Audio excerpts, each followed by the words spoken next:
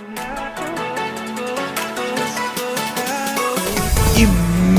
if you have your vision as the car with the right team. Imagine how quick that vision will come into the footsteps. Something that was taking 5 years, 6, 3 months. This morning is all about leadership and influence.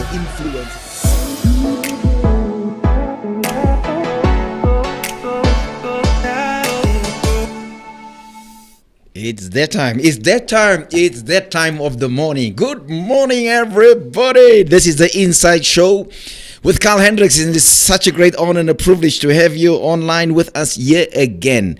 I would love you, please, if you don't mind, please sign on. We need you online. You need to be part of what we are doing here. It will just stretch your thinking. I tell you, the Inside Show is helping in many, many ways. And this morning, not different, because I've got a wonderful, wonderful guest with me here in the studio. But you know by now the beautiful Tessa Dooms. You'll see her on all television channels. And the lady is hot in the seat, always sharing about political issues. And the admirable Tessa Dooms is with us here. Good morning, Tessa. Thank you for coming again. And thank you so much for co-hosting with me this morning. I'm so privileged. Good morning, Doc. I'm so excited. I think this might be my first official co-host gig. So let's see how it goes. No, I'm going to depend a lot on you, because we have normally Ati Fanel, Mr. Fanel in the studio that co-hosts with me on political issues, and I went to Vuta for you because we've got a political giant here with us here in the studio. We have the Bishop Dulton Adams in the studio. I need to get this right because I like this guy's voice. We've got Bishop Dulton Adams in the studio. Yeah, no. I'm doing a bad job of that. I know that.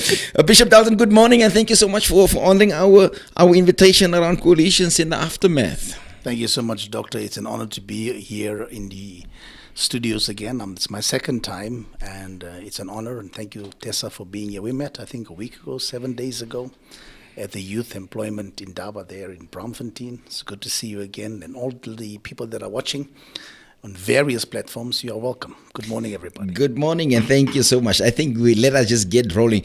When we look at you, Bishop Dalton, I know you for many moons, many years, and I think we know one another since we 28 waistline, right? Great measure. That's like a long way, a lot of food between within the relationship. But tell us a little about Bishop Dulton Adams. Somebody's watching there. You in politics, and why? Where did this thing started off? Thank you so much, Doctor. I think you and I met when we were young and good looking. Now we're only looking. Now, I think it's an important question then. Once again, good morning to all the viewers and the listeners. Politics, I always say, is not pop and place. You have to be directed in it from where I sit. You got to be called to do it. You must know why you're doing it. You must know that you are going in there for the right reasons. And I think those are the kind of engagements and debates and board meetings that one needs to have with oneself and with one's creator. If that be the basis of why one goes into politics, I think then you will understand that God's currency is people. And politics is all about people. God's currency, I always say, is not dollars or euros or kwachas or nairas or rands. It is people. So when God raises up a leader or leaders, he always has his people in mind. Now, I've been a pastor now for 34 years, not 34 days. And it's been full time, not FOOL time, full time. But I've been standing on the pulpit, Tessa, for many years preaching, because I'm an activist by nature, in my DNA. I think I was wired like this, to see lives changed, and probably that's the reason why we are in ministry. We are in ministry because we could have been successful in the private sector, which I was as a retail manager for Pick and Pay. But then God led me out of the retail trade and retail industry and send me into full-time ministry. Just on that quickly, Bishop, I asked the same question last week to the president of the PA, and I asked him, how is it that you moved out of business, successful in business, not that he's out of it, but There was no need for him to work with people. There was no need for him to sit in rooms and fight and start a new political party. The rollout and the finances that's going with it and all that. I can ask the same question. Why did you make the decision, being in the podium, and make that drastic decision for politics? And also in the light of when you make that decision, politics was not the favorable theme within the charismatic and the Pentecostal churches. It was almost a no-go zone. But why? No, I think there are 7 mountains in the spiritual realm of how we function. That's the politics, and that is the media, that is entertainment, that is business, and all the 7 mountains. And like I said, I was standing in the pulpit and preaching to people, and the word of the Lord came to me, saying where Jesus actually says, when I was hungry, you fed me. When I was naked, you clothed me. When I was thirsty, you gave me drink. When I was in prison, you came to visit me. And I began to see the political side of Jesus in his walk on the face of the earth. And I began to realize that I'm not doing enough. There's no ways that I can bless God's people and preach to them and they go back to their same old socio-economic challenges. They go back to the same shack or the same flat or the same lack of things. And I felt that it was important that we get a seat at the table. And what catapulted me, Doc, into politics, let me say this very emphatically, is when the Lord said to me, there is bread in Egypt. And I wanted to analyze it by the Spirit. What is the Lord meaning to tell me there is bread in Egypt? And 7 times he said it to me, and I began to ask, what does it mean? And the Lord said to me specifically and clearly and succinctly, he said to me that Jacob told Joseph's brothers there's bread in Egypt.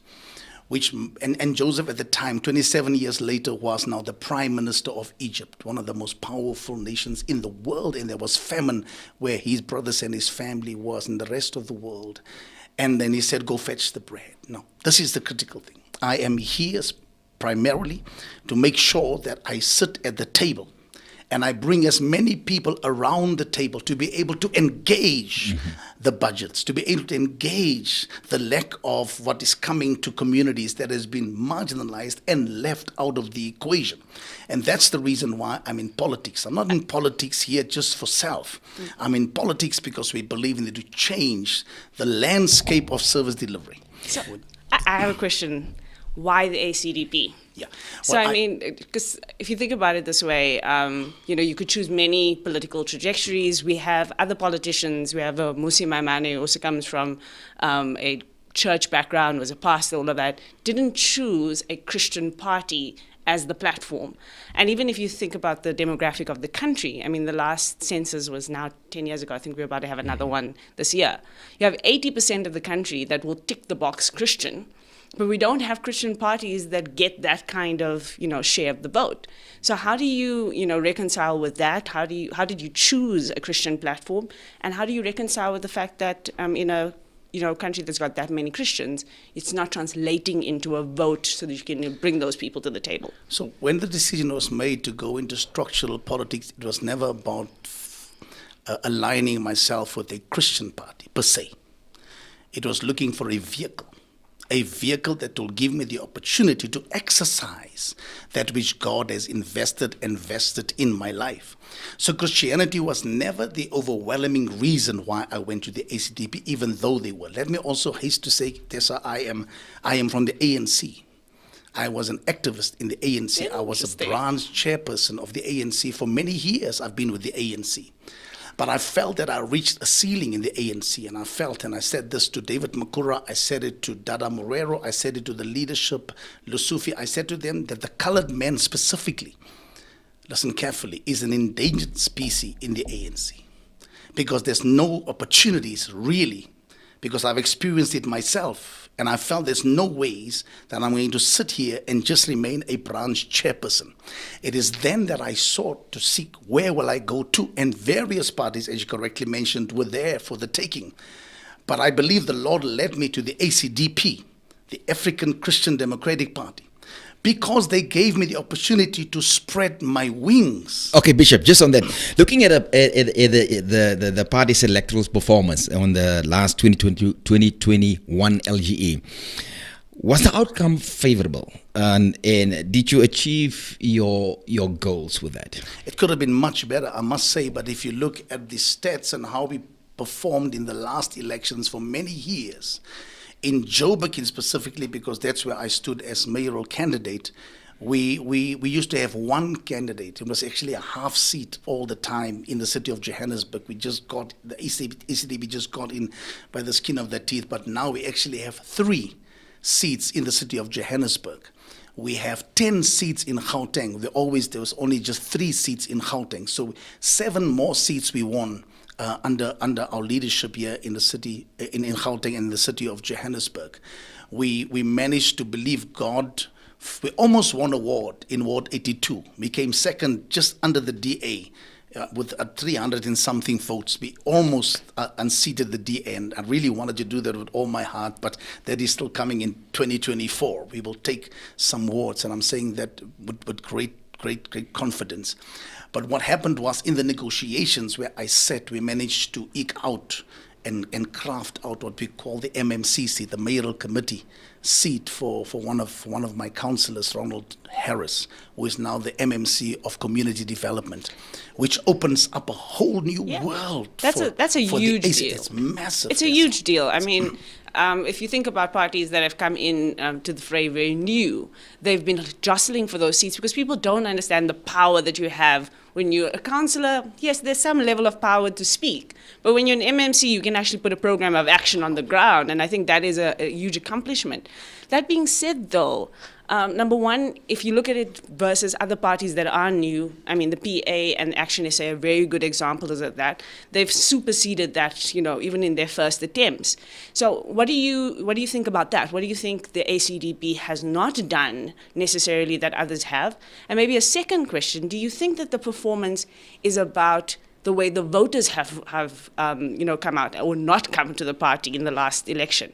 We had the voting go, the turnout was under 50%. And a lot of people are saying that's the reason why the ANC didn't do well, because the ANC voters stayed at home. So do you think that was a factor? And maybe if those ANC voters come back and vote for the ANC, it will go backwards. What do you think the dynamics are? Yeah, I think countrywide, let me answer it like this. We also increased from 22 seats to 49 seats. So we actually more than doubled the amount of councillors we have countrywide. Which when I came into the ACDP, with a 10-year plan, a 10-year vision, specifically for the ACDP, which I've shared with the President, Reverend Kenneth Mishwe, to say, how do we take the trajectory of upwardness, and how do we grow the party? So I think the 2021 elections has given us the platform to be able to say there is motion upward, not downward. So when you look at the other parties, I think congratulations to the Action SA and to PA, they have done specifically well. But when you look at the ACDP doesn't necessarily focus on the Christian vote. I think I need to unmystify, as it were, the fact that the ACDP is only zeroing on Christians. It cannot be. Because the service delivery is not just for Christians. Service delivery is for everybody that needs it, even beyond Christians. I mean Muslims, I mean Hindus, and people that live in a constituency need to feel expression of service delivery. So we are clear in terms of that we want to build a party that actually begins to meet the needs of everybody, not specifically the Christian church. And the Christian church did not really support the ACDP for the last 27 years, not because of the fault of themselves, the perception that people would think, because, there's, even if you take politics away, Reverend Carl, Doctor, for a fact the division and the schism in the church it's deep rooted. But in all fairness, Bishop, just to get to that point, if you are African Christian leadership, the ACDP, the C stands for Christian, very precise, very deliberate, and here you have Christians on the other side.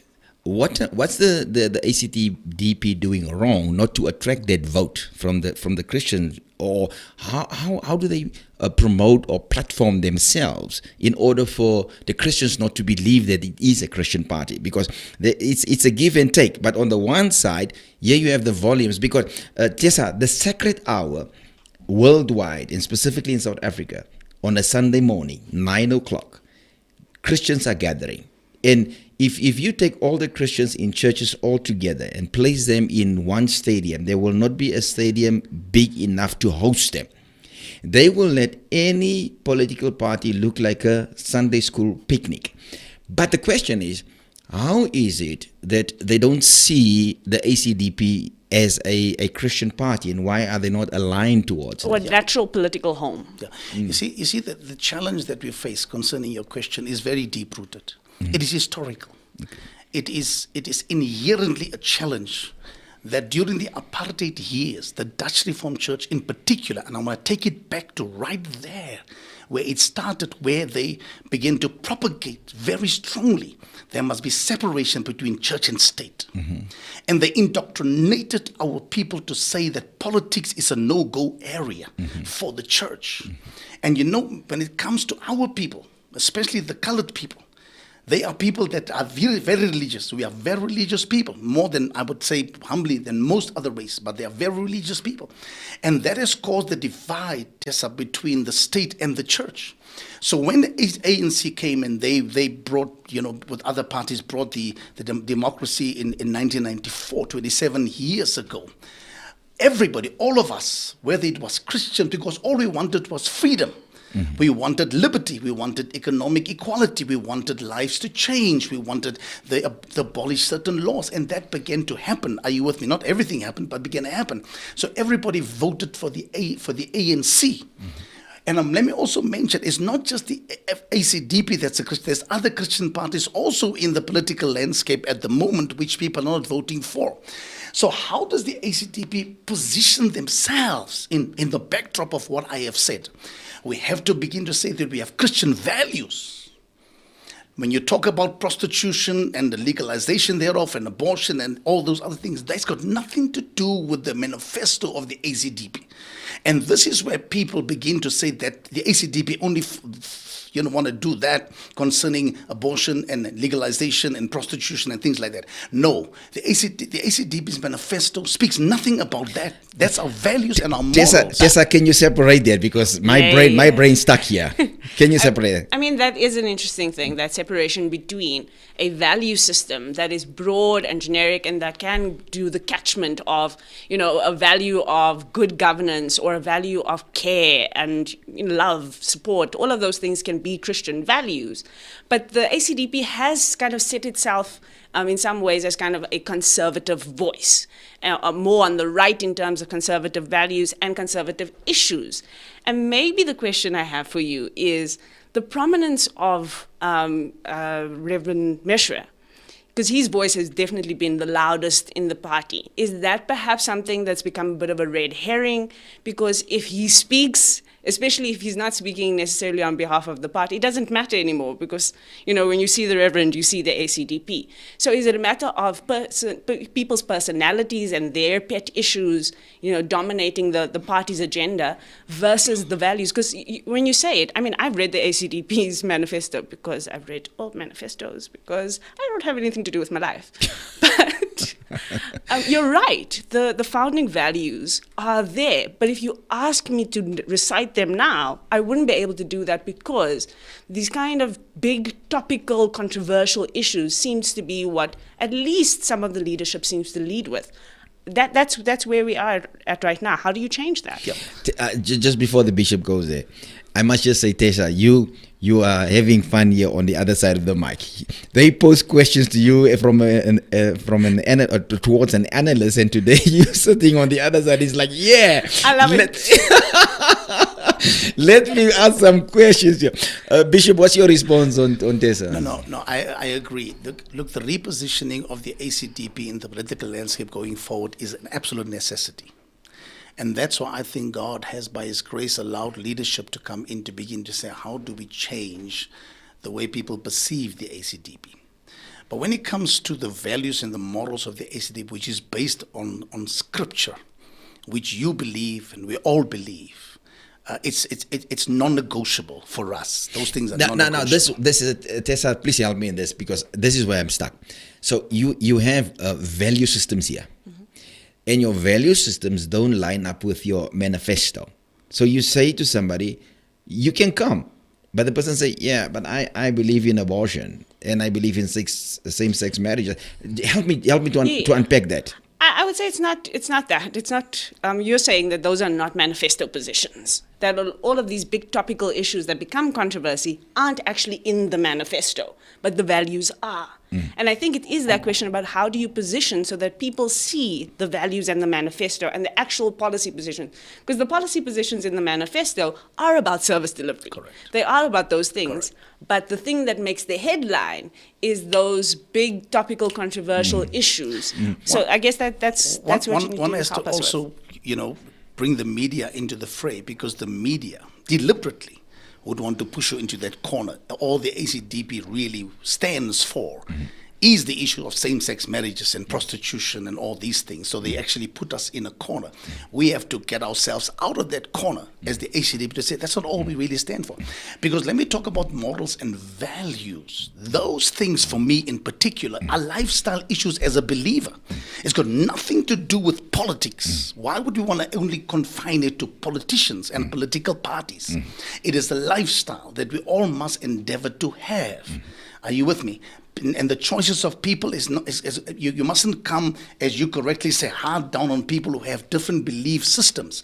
But when they look at the ACDP, they must find traction and magnetize to the ACDP is how we change the material conditions, how we deal with the challenges they have as a citizen of South Africa. And don't Bible thumb them and say this is what the ACDP stands for and that's all they stand for. No, the ACDP stands for much more than that. Tessa is correct. I've got one more question on this before we go back to the local government issue and the coalitions and politics in general. How do you weigh up some of those issues with the Constitution? So, I mean, there are a lot of just Christians generally who would say there are things in the Constitution that don't align with their own value systems. We talk about same-sex marriage. We talk about, certain rights that allow people to do things that Christians may not agree with. Now, we must live in the reality that as a diverse South Africa, we're not going to agree on everything. So do you have any thoughts on how the party and how society in general as Christians balance out the Constitution with some of the values or the beliefs Christians may hold that says the Constitution is enforced? What do you say to that? You see, I've always said, when you look at what Minister Sisulu did lately in terms of her coming up against the Constitution, you would find other people come off of field. You can unravel the Constitution. There are things that you don't agree with, but we are all subservient to the Constitution of South Africa. So there's no ways that anyone can discriminate against the human rights of anyone or the Bill of Rights that must be respected by people. So it's important that one posture yourself and say, this is what we believe in. Now, if you come, Tessa, to answer you, if you come and you only bring morals and values into your positioning, you are going to alienate people from your party at the end of the day. But you need to begin to dissect and divide. What is it more important for the people? Because I think it's the responsibility of religion to be able to deal with religious issues. The fact that the ACDP has the name African Christian Democratic Party is because they wanted to posture themselves many years ago. I think about 28 years ago, the Reverend wanted to do that, to come and thought that the Christian vote would be the vote that would be attracted. I think that is basically what happened. And it did not really turn out like that. And now we have to be seriously looking at how do we look at analyzing that and repositioning ourselves as the ACDP. But coming back to Reverend Mishwe as the president of the ACDP, I believe in protocol and respect of sacrifice. I believe that he has paid a price.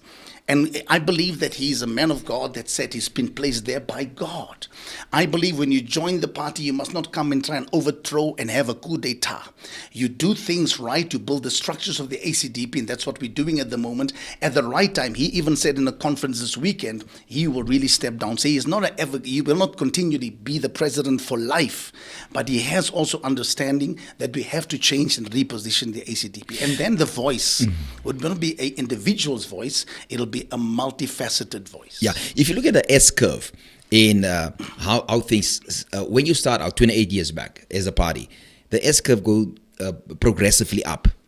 But then you reach a breakthrough point, and then you reach a pinnacle, yeah. the peak of the party. Then there is a downslope.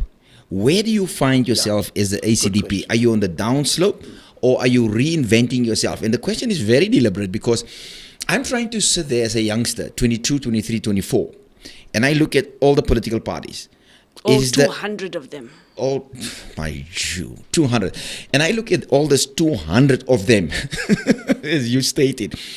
Will I sit there and does the ACDP really look attractive towards or are you guys in a downslope? No.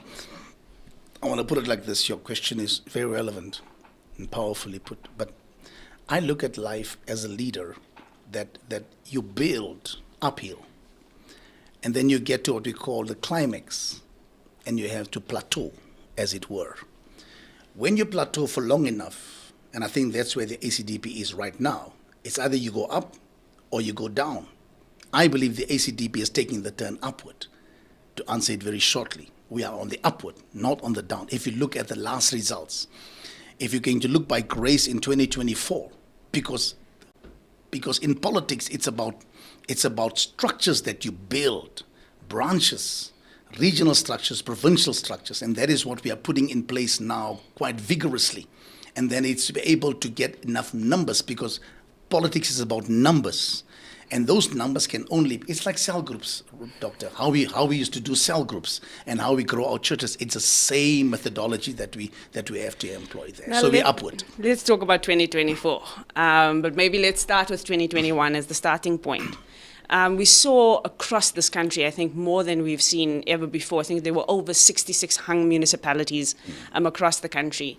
So we are now in the territory of coalitions and coalition politics. We were talking earlier about values. How are we making sense of coalitions? How does, ACDP as a party make its bedfellows in the coalition space, as it were? How have you made those choices? I know you've led that process in Gauteng. I saw that big presser where John Steenhuisen came from national government. It was very strange. But how did you make those decisions, and what are your views on how mature, reasonable, the coalition discussions have been and the outcomes have been?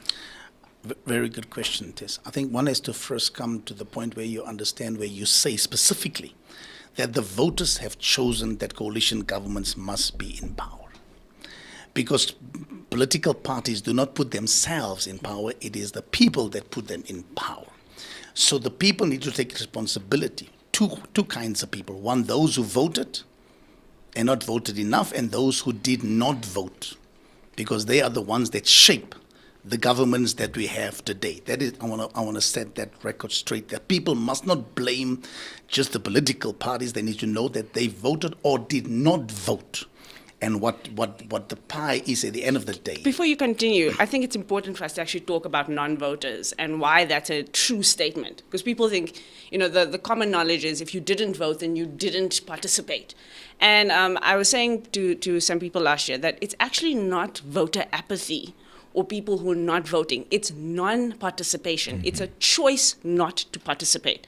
There are 14 million South Africans who were registered last year and didn't vote, and 14 million that were eligible who didn't register.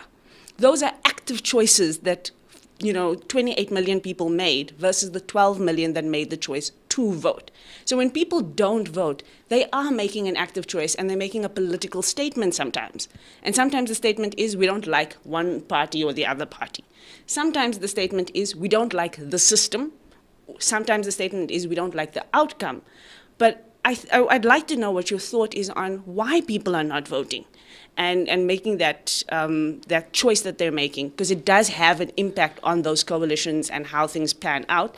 And then, back to the question of how you then manage those coalitions once the voters have given it to you. Having said what I said and listening to what you are saying, one also coming out strong to say the responsibility of the voters have put in power whom they believe needs to be there, whether it's half-baked or not.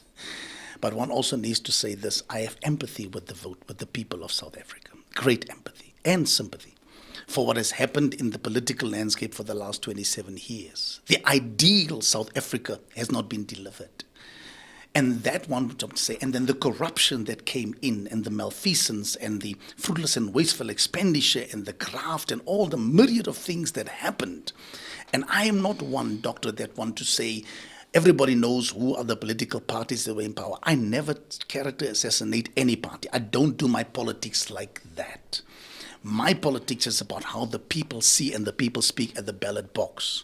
And the people came out and say we will not vote. That 14 million people says we will not vote primarily because we're not happy what's happening in the country.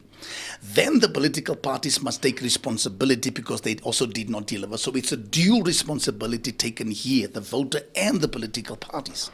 So what in effect happened, Tessa, is now we have coalition governments necessitated, because I said it in this very same studio, and I think also I said it on Biza's Facebook page when he had an interview with me. I said nobody will get 50 plus 1%. And I wasn't speaking prophetically. I was speaking knowing where the people were at in South Africa. And truly they did not get 50 plus 1%, which necessitated coalition governments. And now you want to look at how and it wasn't a difficult decision for the ACDP to make. The ACDP, you said rightly so, has a certain trajectory to the right, not that they are right wing. Are you with me? You said it. And then they felt that they will not vote with the ANC and they will not vote with the EFF. And then they felt they will go with the DA, the Action SA, the Freedom Front Plus, and COPE, and also with what's the other, IFP. And then we managed to get a majority government here in the city of Johannesburg. Currently, we had 136 votes with Al Jamaa and also with APC. But then Al Jamaa pulled out again, and APC pulled out. That's the way the things roll when it comes to a coalition. But then PA, Patriotic Alliance, came on board late, only now, maybe 3 weeks ago, and they joined the coalition. Remember, they were in the camp with the ANC. They voted with the ANC. The President, Gayton McKenzie, came out and says they're going to vote with the ANC. But you know, politics, there's no permanent friends and permanent I've got enemies. a naughty question around that, though, because you talk about it as a coalition, but on the day that City of Joburg vote happened, there was no coalition. No, there wasn't. And there were whisperings that really the way the coalition was formed was by a now non-coalition partner, the EFF, instigating and pushing people in certain directions. And so you went in here without a coalition. This was an accidental coalition. So, you know, how did you then become a coalition after that fact, and what considerations did you make about how you would play in that space and solidify it? Because that was an accidental coalition. We were all aghast watching it all unfold in all of the metros. Yeah, on the day of the coalition being formed, as you correctly say, it wasn't necessarily the EFF that spearheaded it and steered it. It was Action SA. It was Ahmed Shabba at the time. Where he got that epiphany from, I don't know. But he spoke to the EFF. And because the whole crux of the matter here was to keep the ANC out of power. That was the main thing, and that's what the decision that they have made. And then they said, let us give it to the DA rather. Better the devil, the worst devil. They call it the worst devil. Better devil, worst devil, yeah. So the worst devil and the worser devil. So they said, let's take it to the DA, and that's how that coalition came into fruition. So the ACDP was part of that coalition already, because the ACDP votes with the DA and they vote with the Freedom Front Plus for a long time now, although in some instances we vote issue by issue basis. And that's how that coalition came. And I think it was the right choice to make at the time, because the ANC did not have the numbers. There was no way that they want to get into power. And you want to get into power because we must not pussyfoot around the fact that politics is about power, but not power to rule and power to dominate, but power to be able to make decisions for the people. And that's why we went into that coalition. And I must be honest to mention to you that the coalition is not very stable at the moment. No coalition is. We are in the baby stages of coalitions in South Africa. In fact, let me not prophesy, but let me say going forward, it's going to be a coalesced government. It's going to be a government where it'll be difficult for the ANC even to get 50 plus 1% going 2024, which necessitates that there'll be a coalition government nationally and provincially. So you predict that people will start crossing the floors more and more as we move on? I mean, it's not even floor crossing at this point, right? It's the electorate. It's the electorate saying, we are going to spread power. We're going to devolve power from the center, and we're going to spread it. I mean, when I say there are 200 plus parties in this country, I think on the last national ballot, we had 48 parties that contested national, and then, hundreds more that contested in other spaces. So people are very comfortable with dividing the vote. That's where we are at right now. So this is not even floor crossing. I mean, I think we will see some interesting floor crossing. I mean, we saw it this week with Bongani Baloy. I mean, his floor was a bit long from December into January to cross. But we will see some of that as well. But it's what the voters are giving. And the question for 2024 and going forward is, how do you make those decisions in principle before you're in the muck and the mire? Because the way our legislation is set up at the moment, you actually have very short periods of time to form governments. I think in 94 and 96, when we were creating the Constitution, no one in the ANC who was part of that Constitution building process envisioned in their minds we wouldn't have coalitions in the ways we do now. They were doing it on the confidence of the strength of the ANC into the future. And so now we have these until Jesus comes. Until Jesus, Jesus is knocking, guys. But we have in this situation now, periods like 14 days to form a government, 90 days to make sure it's stable. All of that. At which point will we govern? That's another question, because you need to make decisions within the in the chambers. So at which point will you really start governing? Well, I think that we actually need to give ourselves more time to form these coalitions as opposed to less time. And I'll tell you why. In Germany right now, they had an election, I think, about 3 months ago. They still haven't finished their coalition negotiations. And the point of view of kind of European governments who've been in this coalition game for a long time is rather take your time to form a solid coalition, because you have to govern for 5 years. So if it takes you 6 months to form something that's solid, even if nothing happens within that time. Well, the minor decision making. The law allows for the sitting government to stay in place. You hopefully have strong bureaucrats that can hold the fort while the politicians decide. But rather take some time to form a proper coalition rather than this very fast fat and sit situations that we're going on with here. I don't know if that's your view. No, I agree 100% with you. I think the way the coalition was formed, Tessa, now in 2021 was a hurried exercise. We were all taken aback. I mean, on the day of the election, we didn't expect what was happening there, and it played itself out, and we had to quickly gather ourselves and begin to go to our different corners and caucuses to be able to figure out what is happening, because now others are making decisions for us.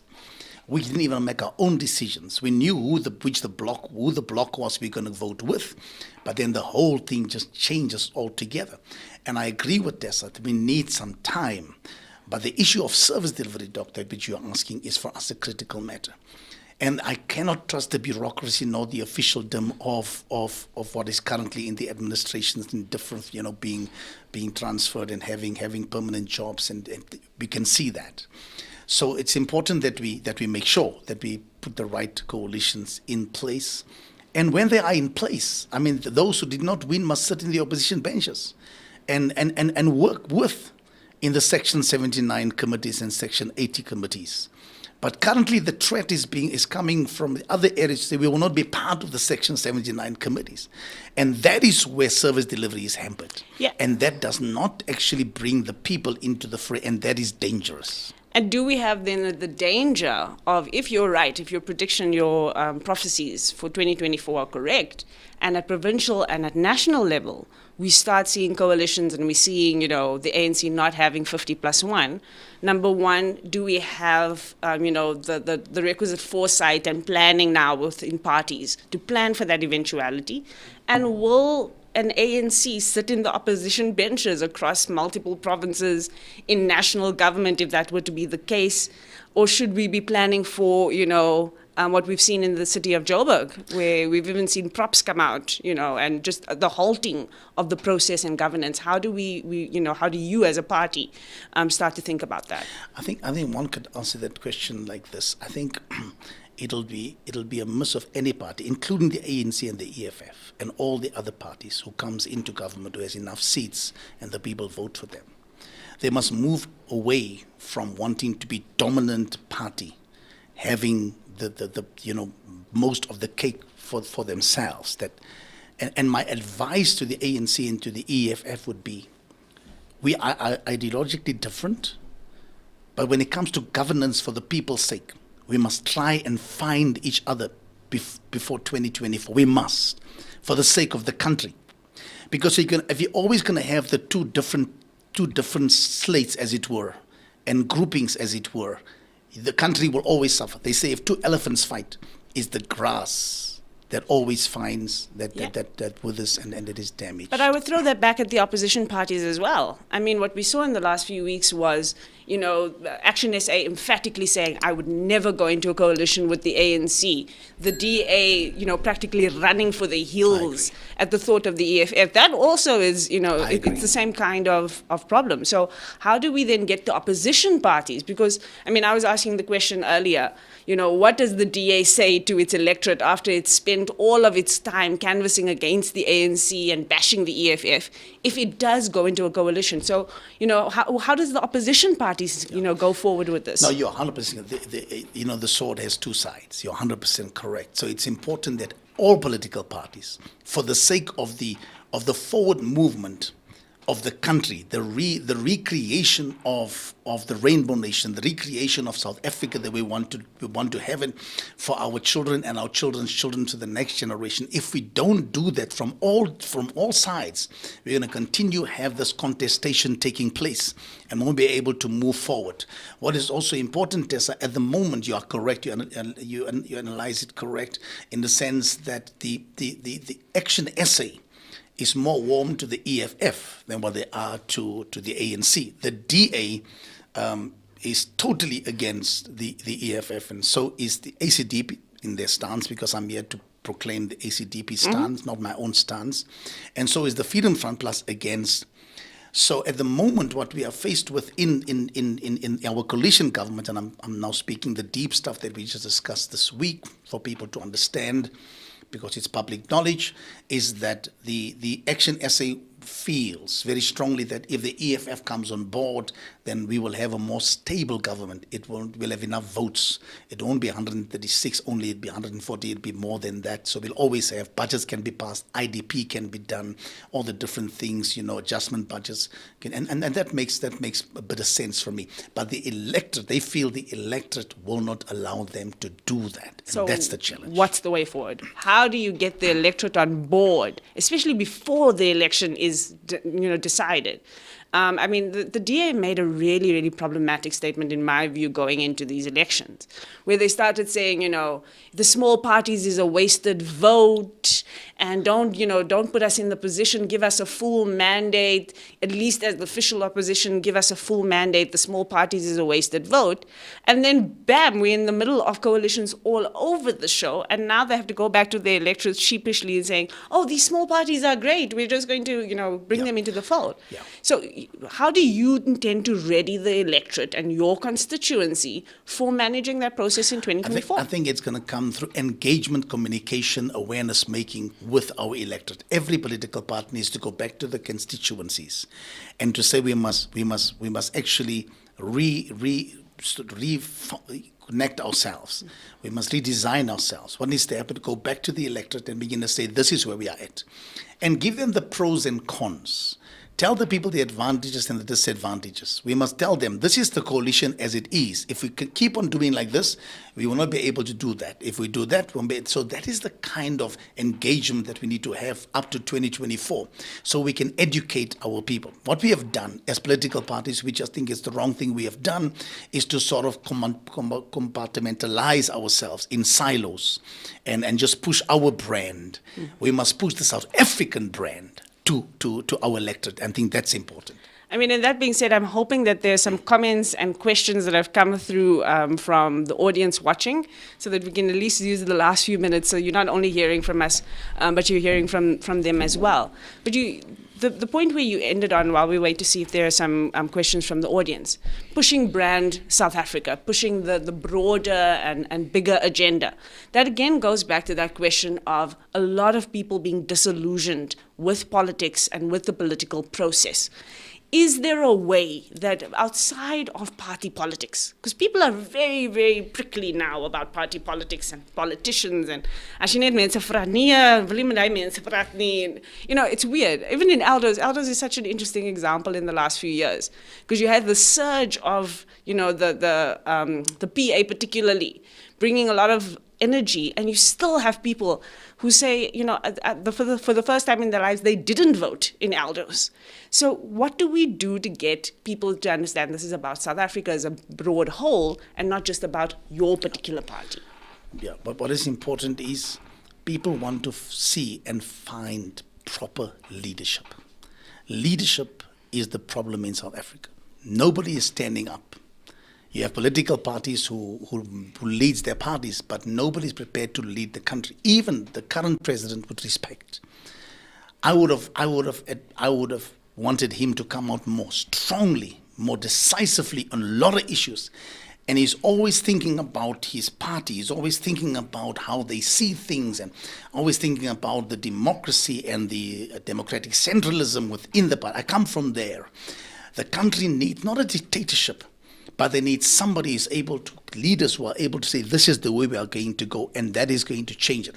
Then you need to let the people understand that they play a role in terms of putting the right leaders in place. Not political parties per se, but leaders who are able to take the country. Not orators, but people who have the heart for the people.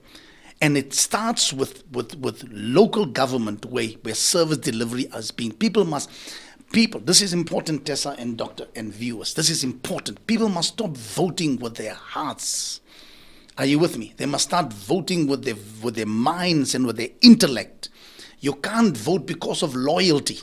You must vote who's delivering the service, who is bringing about the change. In the ward 82, where my bigger constituent in the church is, I said we came second in that election 2021. And I said to myself, the people are so hamstrung on just voting for the DA, because they think the DA is that could bring about the change. And even if you had to put a rat on there, they wouldn't care about the candidate. They would just care about the brand DA. We need to move away from that kind of voting and begin to say, who is the person that will really meet our needs in the local government? Because sometimes they choose councillors that they did not want because they voted for the brand ACDP and not voted for the person. And that's a problem if it comes to political assignments, because a person is on the ground there doing some work there in the community. That person is not necessarily leadership inclined. He's just available, and people just go to that person, and he's helping the person here and there in the community. And then when you have to bump them up, it doesn't matter what portfolio, they end up leading certain departments within the political party, and it's not necessarily good quality that you get there. So how will the ACDP change that for a while? Yeah, I think what is important is to training and education and awareness making. That is going to be critical for us as the ACDP. I think as the ACDP, we did not spend enough time, and I can say this very openly, in developing leaders, in developing the structures. That's one of the things that I want to be strong on going forward, how we develop the leaders. Because any person can be developed into leadership. Are you with me? And we need to invest in, capacitate them. And I think that's what will answer the lack of leadership need that is in our community. Tessa, tell me, before you get to your comments or whatever you have there online, I want to know, tell us a little more about what's happening right now around Ahmed Shabba. Why do you think Ahmed Shabba is stepping out as a councillor? Why is he positioning himself differently this time around? What's the bigger picture here? I'm missing something. It's a very strange thing to have done, and I'll speak about his reasoning for doing it as a broad concept, but what it does is it's a little bit politically dishonest in some ways. Because you come to the electorate and you say, make me councillor, make me mayor. I want to be a mayoral candidate, I want to serve here. And then the electorate says, no, you will make you councillor, but we won't make you mayor. And then Herman goes, never mind, I'm going to do other things. And I think that there's a level of political opportunism that the electorate can see. They can peep it. And so Ahmed Shabba's reasoning is that, spending time in council as an ordinary councillor may not be the best use of his time because 2024 is around the corner and Action SA has got its goals for national government. And so he wants to go and do that work of building the structures on the ground and all of that. And that's perfectly reasonable as a broad idea that you want a strong leader, building a strong party going towards 2024. My question is, if he had become mayor, who would have done that work? And so we must hold politicians accountable. If you said you must vote you in as a councillor, why is it now not good enough to be a councillor because you didn't get mayorship? Because you remember in South Africa, we don't directly vote for a mayor. So yesterday he made the point that he was actually the mayoral candidate. There's no such thing in our politics. You don't go and vote for a mayor or not.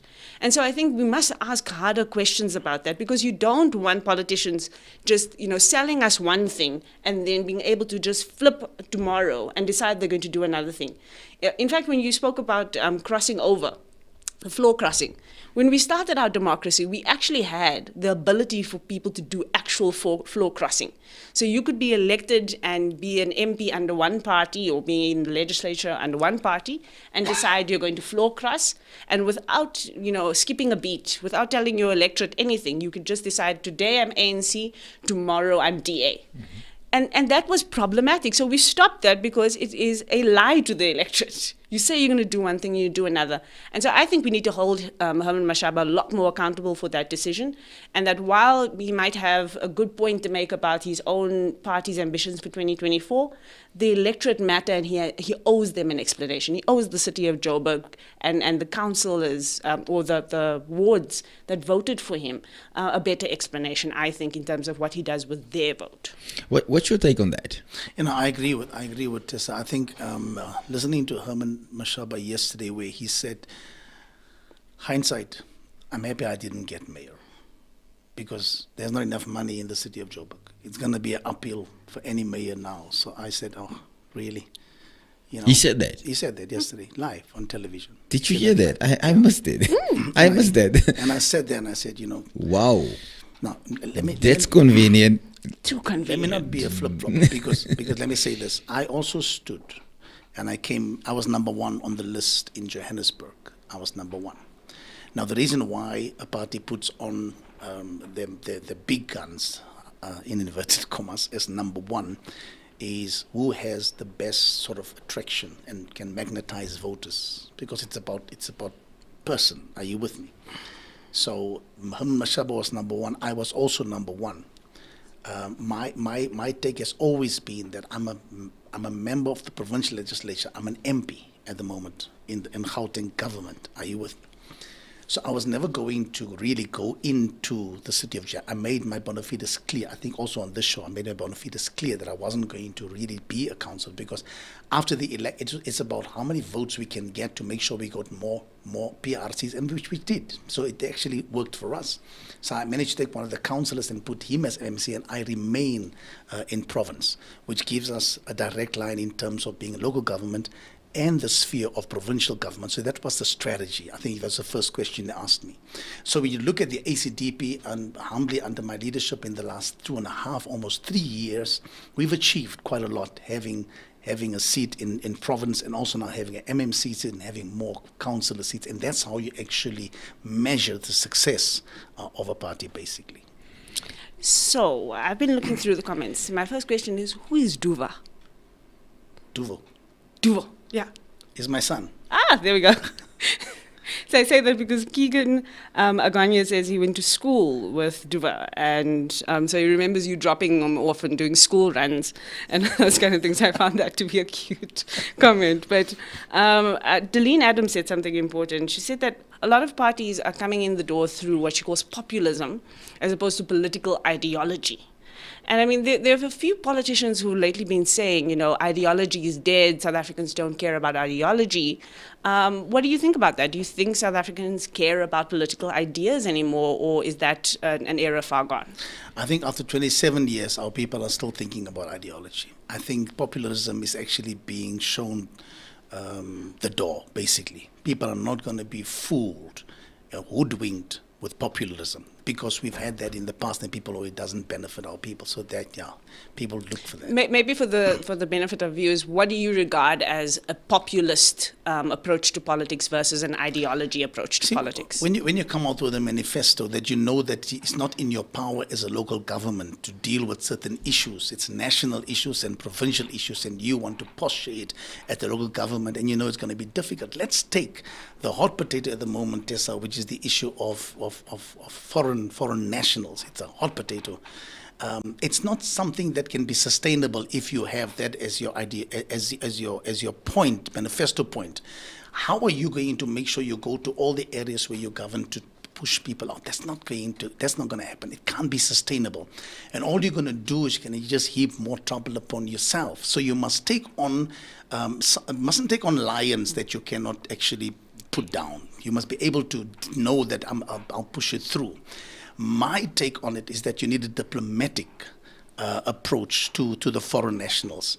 And we as the ACDP say very clearly in our manifesto is that we need to engage the diplomats of foreign nationals. We must engage the embassies of foreign nationals because it's their people anyway. I remember I was in Nigeria once and I lost my passport. I went to my embassy and they made sure that I got a flight back to South Africa because I didn't have my passport. But that's what we do.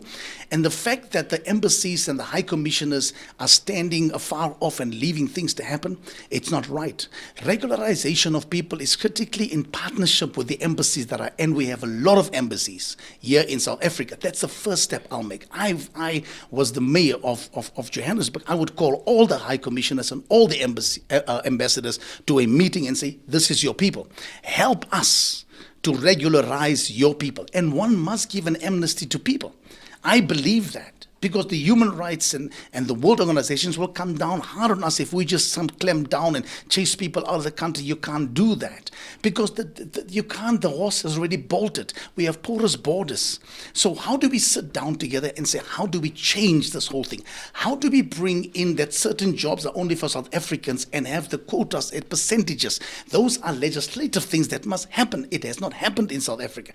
So we must work at it from legislative levels. We must deal with it in going to the borders and making sure the borders are closed up properly, and then who's in the country, regularize them. Every nationality separately. There's your embassy. We don't have to use our spaces and places. They have embassies. So you're saying principle and policy over just popular noise Exactly. and the thing that's expedient for the moment. Exactly. I mean, we are running out, but there were just a lot of comments and people just saying that they are just happy to hear you speak in the ways that you are, and there's a lot of insight here, and also agreeing that, coalitions are the future. So I think a lot of the right notes have been hit with people just feeling like they're hearing things that they can relate to. And I think before we wrap up, maybe just to say to yourself and to the party, if you had to present one message from yourself and from the party to, people out there who are saying, where do we fit into this South Africa that you have some kind of stake in as now one of its elected leaders? And just to add on your question there, is there space within the ACDP if I'm not a Christian? That's a very important question. Mm-hmm. Okay.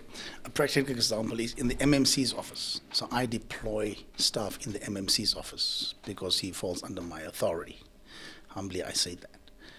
I have 3 Muslims that were seconded into my MMC. 3 Muslims. And I'm perceived only to be a Christian party. I have all races. So the party is not just confined to Christians. It's an issue-driven party. And this is how I want to posture the ACDP going forward. And this is through my leadership. Policy changing of the ACDP when we have policy conferences, when you have the FCOP, when you have the numbers, because you can't go into any political party, you don't have the numbers. So when you want to change anything, you go there and you change it, the policy, you change the constitution, and you then begin to design it so that the people can benefit. So back to Tessa's question. So if you have to say anything in a 1-2 sentence line, what will you tell the viewers out there about the ACDP? I believe the ACDP has a future in politics in South Africa. I believe because of the many facets of the religiosity of people, and if we are able to posture ourselves for everyone, I think the ACDP will be a party that is able to magnetize people to it. When the ACDP is able to deal with bread and butter issues of people, not just the moral and values issues, but also that, because that's important, but deal with the service delivery issues in our communities. When the ACDP is seen on the ground, boots on the ground, people can see visibility of the ACDP, because that was a problem and a lack thereof. If they can see that, it'll have the propensity to make people to catapult over to the ACDP. But most of all, the ACDP, I say humbly, is one of the most stable parties. You've heard nothing in the 27 years. I mean, the Action SA the other night were fighting Sunday night. You could see it, you thought it was a ANC fight or EFF thing happening. You never see that in ACDP. Why? Because we understand that we have to be stable. If we are stable, people will come and be magnetized to it. So the ACDP, I believe, is the party that people will be able to vote for in 2024. Well, that's it. A mouthful. Tessa, can you believe your hour is just gone? Just So like quickly. that. I really enjoyed it. Thank you so much, Bishop, for coming. Thank you, Bishop, for coming. Thank you, Bishop. Thank you, Tessa. Tessa, give us closing remarks from your side. Yeah, I think these conversations are so important. I think that while South Africans do have an issue with political parties and politicians, I think the ability to have a conversation with political parties is going to stand us in good stead going forward. And I also think political parties need to get off their pedestals and their high horses in their, big rooms and their factional battles, and not only have conversations with people about their politics and about their parties, but also recognize that outside of party politics, there's a lot of power in this country. There are a lot of people doing things, and I think the more that's acknowledged and legitimized as real part of our politics, the better off we'll have, in terms of trying to draw people back into the things that matter to parties. So I'm grateful that we can have these conversations. We may not always agree on everything, but we need to learn how to deeply disagree and still come out on the other side with something useful in this country. So onward with these conversations. Ladies and gentlemen, that was Tessa Dooms. I tell you, you're going to see more and more of Tessa. We are just finalizing a few things here. You're going to see Tessa running her own show here on the Inside Show. So we are excited to see what she's going to unpack here as the anchor host. And thank you so much, Tessa, again. And thank you, Bishop Dalton. He is the leader of the ACDP in Gauteng, and he's doing a superb job. We're proud of you. We love you. We appreciate you. Thank you for the job that you are doing. Thank you for standing up for the people. We really appreciate that. Well, thank you so much again, Bishop. You did your final remarks already. To all the viewers out there on the Inside Show, thank you so much for tuning in. This is Carl Hendricks signing off here on this wonderful Tuesday. You must have a super Tuesday. Take care. Love you. God loves you best. All the best. Imagine if you have your vision as the car with the right team. Imagine how quick that vision will come into the pits. Something that was taking 5 years takes 3 months. This morning is all about leadership and influence.